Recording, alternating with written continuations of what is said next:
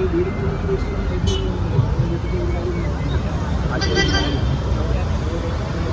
തെരുവോരത്ത് വന്നിരുന്ന് ഇങ്ങനെ യാചിക്കേണ്ട ഒരു കാര്യം ഓർക്കുമ്പോൾ വളരെയധികം സങ്കടമുണ്ട്. നമ്മൾ പ്രവർത്തിക്കാൻ മാത്രം ആശകൾ മതി, പ്രവർത്തനം കഴിഞ്ഞാൽ നമ്മൾ വെറും നിരാശകളാണ്. നമ്മളിൽ ആർക്കും വേണ്ട എല്ലാവരുടെയും അവഗണനയാണ്. സ്വന്തം ഹോസ്പിറ്റലിൽ പോലും ഒരു ഫംഗ്ഷൻ ഉണ്ടെന്നുണ്ടെങ്കിൽ നമ്മളെ കൂട്ടില്ല, എല്ലാവരുടെയും നമുക്ക് അവഗണനകൾ മാത്രമാണ്.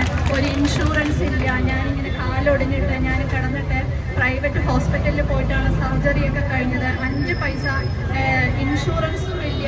ഇന്ന് വെച്ചോ എന്തിനു വേണ്ടിയിട്ട് എന്ന് പറഞ്ഞിട്ട് 5 പൈസ തന്നിട്ടില്ല. അത് ഞാൻ കടമാണ് വാങ്ങിച്ചത്. എന്നാലും ഞാനിതിൽ പ്രവർത്തിച്ചുകൊണ്ടിരിക്കുന്നത് എനിക്ക് വളരെയധികം ഇഷ്ടമുള്ളൊരു കാര്യമാണ്. പൊതുപ്രവർത്തനമല്ല, ആൾക്കാർക്ക് നല്ലത് ചെയ്യണം. നമ്മൾ ജീവിച്ചിരിക്കുമ്പോൾ ആൾക്കാർക്ക് നല്ലത് ചെയ്യണം എന്നുള്ളൊരു ചിന്താഗതിയിലാണ് ഞാൻ ഈ ആശാ വർക്കറിൽ ഇറങ്ങിയത്. പറ്റുന്നത് സകലവും നമ്മൾ നേടിയെടുത്തുകൊണ്ട് നമ്മൾ ഇവിടുന്ന് ഈ സെക്രട്ടേറിയറ്റ് പഠിക്കൽ നിന്ന് പോവുക.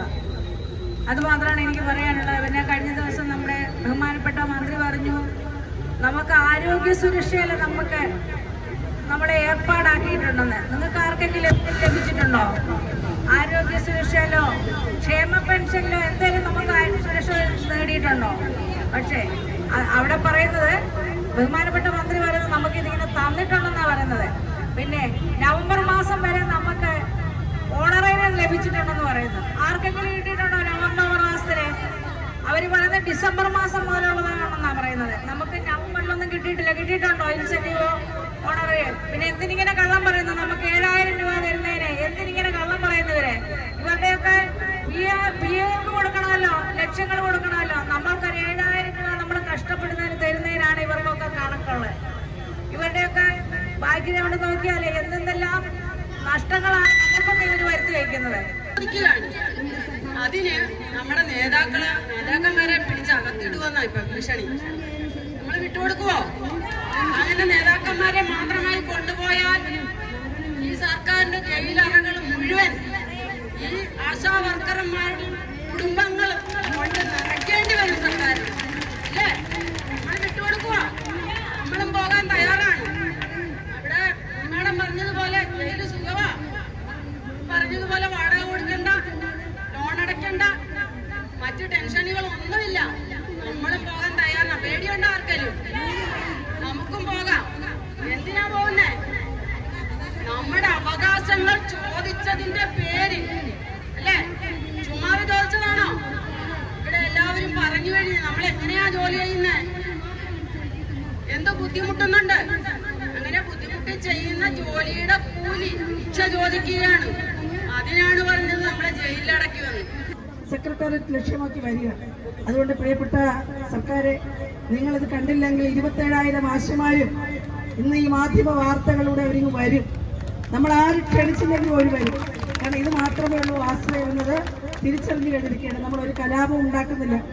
നമുക്കിവിടെ കേസെടുത്തിരിക്കുകയാണ് പോലീസ്. എന്താണെന്നറിയാമോ? നമ്മൾ റോഡ് കയ്യേറിയെന്ന്. നമ്മൾ എത്ര സമാധാനപരമായിട്ടിരിക്കുന്നല്ലേ? നമ്മൾ ഈ റോഡിന്റെ ഒരു സൈഡിലുള്ള വാഹനങ്ങൾ പോകുന്നുണ്ട്. നമ്മൾ എല്ലാ ദിവസവും ഇവിടെ പ്രകടനങ്ങൾ നടത്തുന്നുണ്ട്. നമ്മൾ എന്തെങ്കിലും അക്രമം കാണിച്ചോ? നമ്മൾ കാണിച്ചില്ലെന്ന് മാത്രമല്ല, നമ്മൾ അതിനെതിരാണെന്ന് പ്രഖ്യാപിച്ചിട്ടാണ് നിൽക്കുന്നത്. അങ്ങനെ അക്രമം കാണിച്ച ഒരു സമരവും വിജയിച്ച ചരിത്രം കേരളത്തിലില്ല. അക്രമം കാണിക്കും, മാധ്യമങ്ങൾ വാർത്ത കൊടുക്കും, കല്ലേറ് ലാത്തിച്ചാർജൊക്കെ നടക്കും, ജലപീരങ്കി വെടിയൊപ്പൊക്കെ നടക്കും. പക്ഷെ ഡിമാൻഡ് വേറെയാവും. പിന്നെ അത് അന്വേഷിക്കണമെന്ന ഡിമാൻഡിലേക്ക് അങ്ങ് പോകും. യഥാർത്ഥ ഡിമാൻഡ് പോകും. നമ്മളങ്ങനെ ഡിമാൻഡുകൾ മാറരുത് എന്ന് നമുക്ക് ഉത്തമ ബോധ്യമുള്ളത് കൊണ്ട് ഒരു കലാപവും കാണിച്ചിട്ടില്ല. പക്ഷേ VK സദാനന്ദൻ സാറും ശ്രീമതി MA ബിന്ദുവും ഞാനും അടക്കമുള്ള ആളുകൾക്കെതിരെ ഇപ്പോൾ പോലീസ് വന്ന് അഡ്രസ് എഴുതി കേസെടുത്തിട്ടുണ്ടെന്ന് പറഞ്ഞു. ഞങ്ങൾ പറഞ്ഞു, ഈ ഫെബ്രുവരി 6-ാം തീയതി മുതൽ ഈ 10-ാം തീയതി മുതൽ ഈ 6 ദിവസം ഞങ്ങളിവിടെ ഈ തെരുവിലിരിക്കുമ്പോൾ ഈ സെക്രട്ടേറിയറ്റ് നടയിൽ നടന്ന എല്ലാ സമരങ്ങളും ഞങ്ങൾ വീഡിയോ റെക്കോർഡ് ചെയ്തിട്ടുണ്ട്. അവർ നടത്തിയ ഇവരാരോപിക്കുന്ന നിയമലംഘനങ്ങളൊക്കെ ഉണ്ടായിരുന്നു. പ്രതിപക്ഷ നേതാവ് വന്ന് ഇവിടെ വലിയ മൈക്ക് സിസ്റ്റം വെച്ച് പ്രസംഗിച്ചു. മണിക്കൂറുകളോളം ഞങ്ങൾ കണ്ടു.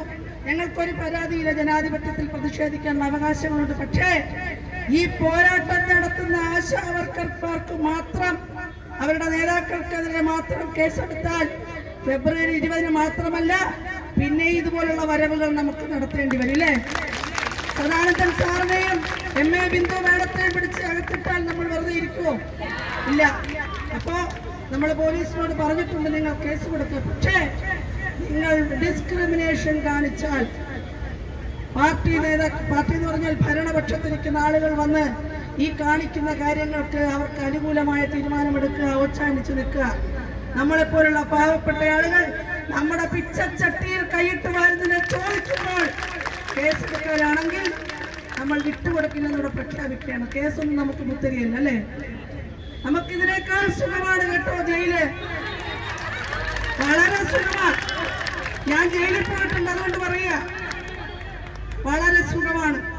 കറണ്ട് ചാർജ് കൊടുക്കണ്ട, വെള്ള ചാർജ് കൊടുക്കണ്ട, അവിടെ സുഖമായിട്ട് റെസ്റ്റ് എടുക്കാം.